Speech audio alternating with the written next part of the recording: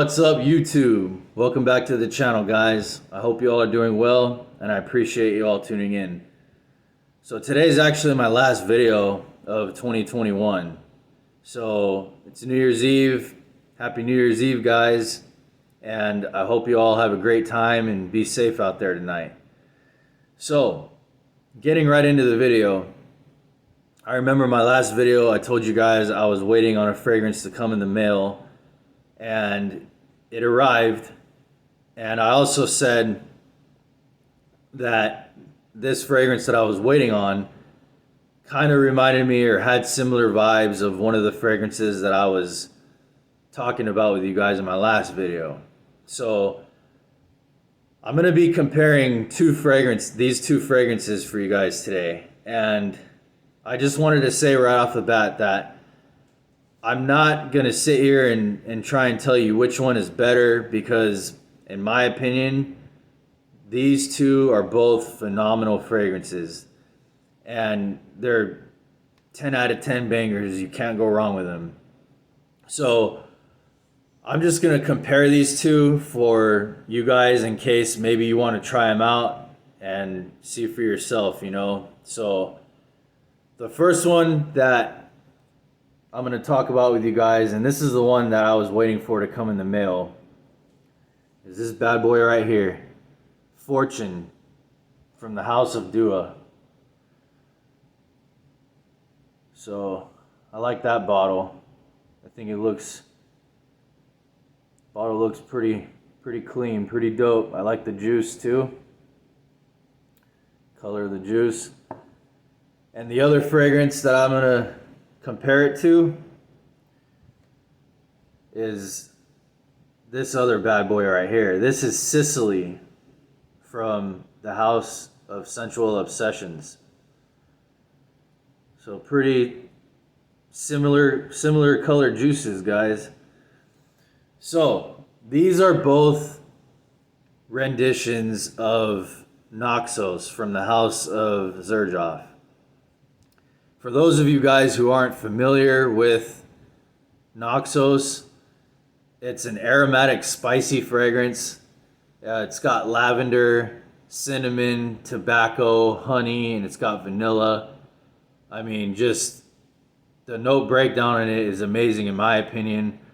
So with that being said, I mean, these two fragrances right here, they're just absolute bangers in my opinion, guys. They're both sexy. They would be excellent date night fragrances. They're both beast mode performers as well.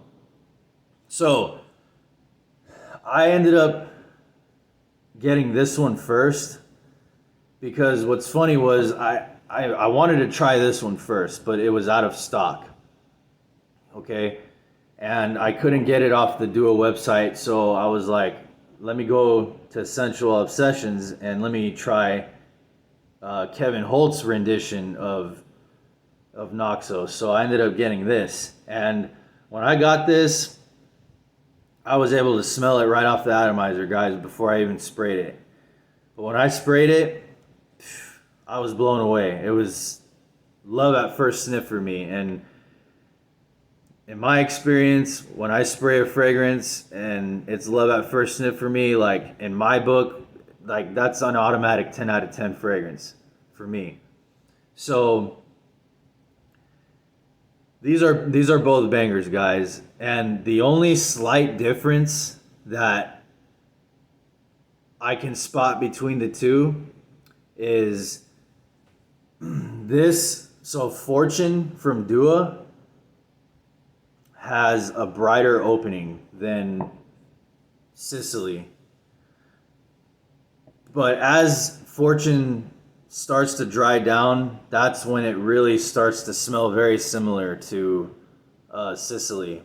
But in my opinion, to my nose, this is more dense. Like the cinnamon and the honey and the tobacco are more prominent in this one, I believe. Like, I think they stand out more to my nose. So this would be perfect for the colder months, fall and winter, and so would this. But I just think this is brighter and this is more dense. That's all.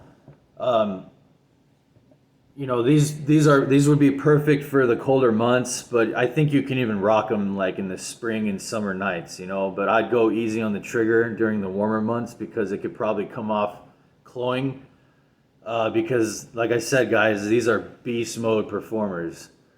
Um, and they're both extrait de parfums too. And that's the thing is like I've never smelled the OG Xerjoff Noxos, but just going off of these two, I mean, it's like I can tell that that's an amazing fragrance in itself. But I was gonna say, I believe that Xerjoff Noxos is an eau de parfum, and these two guys are both extrait de parfums. So these you're gonna get amazing performances out of these two right here. So, and I'm just gonna say too, I own several fragrances from the House of Dua, and I own several fragrances from Scentual Obsessions, and they are both phenomenal houses. And I just wanted to shout that out too. So if you guys want to try anything from their houses, I mean, they both do an amazing job creating their own renditions of other fragrances. So I wanted to say that for you guys out there too. But yeah, so the fragrance that this reminded me of in the last video that I was talking about with you guys, I think that both of these kind of reminded me of Italian Black a little bit. They both have the same vibe. And I don't know exactly what notes, now that I think about it. It's probably the cinnamon in it. I don't know, because they're both aromatic, spicy fragrances, and so is Italian Black. So I don't know. I think that's probably why these kind of give off a similar vibe. But yeah, that's just something that I wanted to share with you guys too. So, I mean, Italian Black would be somewhat of a cheaper alternative than these two right here. But that's aside the fact. These bangers right here, guys, you can't go wrong with them. And with the House of Dua, like with this fragrance right here, I'm letting it macerate. I actually did bring it out to review for you guys. But I've spoken with Kevin Holt, the owner of Scentual Obsessions, and he told me that when you get his fragrances, that you don't have to let them macerate. But when you get your fragrances from the House of Dua, it's best that you let them macerate. But both phenomenal fragrances, guys. So I just wanted to go over that with you guys real quick. And like I said, Happy New Year, guys. I hope you guys are doing well and be safe out there. Thanks for watching, guys. I appreciate it. And I'll see you guys next year.